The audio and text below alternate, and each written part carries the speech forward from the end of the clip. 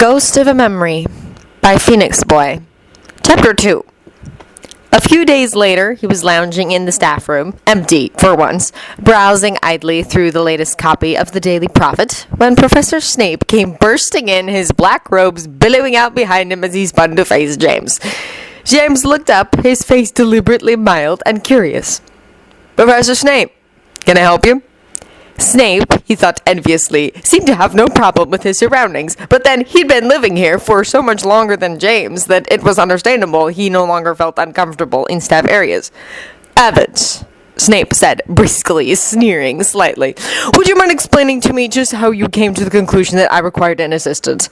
I might be a few years older than you, but I am by no means in my dotage."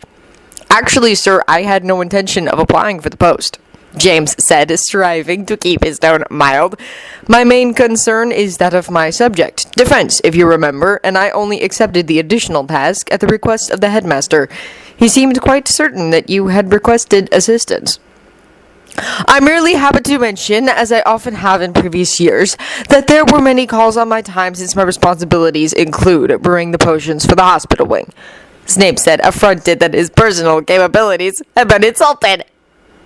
"Students, I have found, attract trouble, as he has never in the past seemed fit to provide me with an assistant. I find it odd now that he should. However, since I now find myself saddled with you, I must endeavor to keep you amused. You play Quidditch, I assume?" "Yes, sir. Seeker, mostly, and I make a fair beater." "You may take over the running of the Slytherin Quidditch team, then. That will mean advising on team members and assisting with training if requested. You can also take charge of the first years. That will require dormitory checks to enforce lights out in the first few weeks, and dealing with any bouts of homesickness that might ensue." "Of course, I'd be happy to. How many students do we normally receive in a year?" "The average is about 5 boys and 5 girls, though of course it varies depending on the aptitude of the pupils. I am sure you will find that quite enough to manage alone, considering your inexperience. You will find the Slytherin house is the greatest house, but also the most difficult. Slytherins tend to be the reclusive children, the abused children, the loners, and the mistrustful ones, in addition to the ambitious ones that you more commonly hear about. You will find that the sorting endeavors to put children where they will receive the most appropriate care, and at present they find that with me. They require great understanding, and you should feel free to speak to me about them at any time. Contrary to popular belief, we do have a number of Muggle-born students within our ranks, yet they behave in a manner befitting a traditional pureblood and are accepted as such by those outside of the house. I have never understood why the other houses have no such system in place, something which causes their own Muggle-borns to stick out from the rest. The other houses commonly despise us through fear and ignorance, therefore there must be complete trust within the house. Furthermore, all Slytherins are expected to live up to certain standards in manner, dress, academics, and attitude. I will brief you more thoroughly on those later. You are also required to conform, and I must allow that your present attire is by no means acceptable."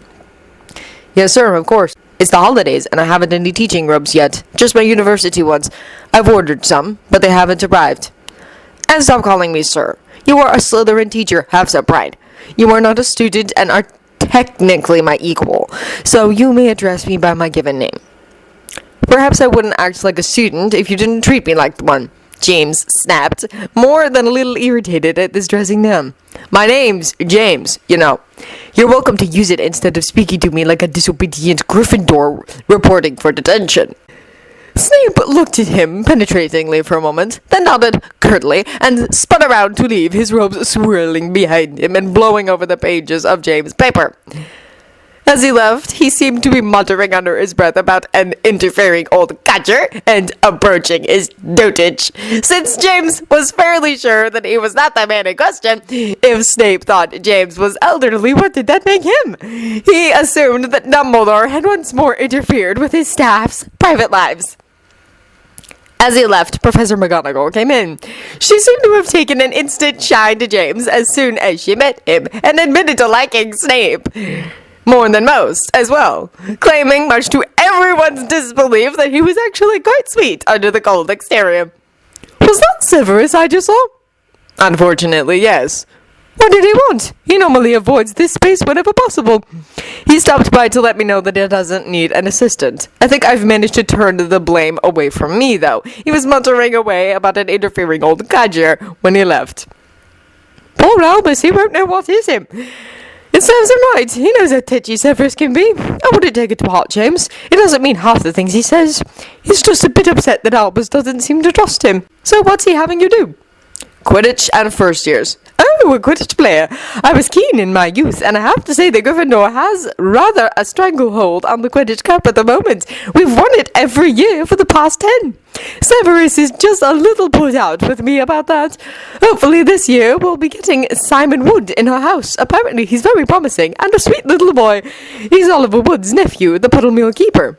Now, he was on my team as well. One of the best I've ever seen. Let's see, that would have been him as captain and keeper, the Weasley twins as beaters, Alicia Spinnet and Jelena Johnson, and Katie Bell as chasers, and the young Harry Potter as seeker, our very own child prodigy. I'm babbling. Why don't you tell me about your experiences?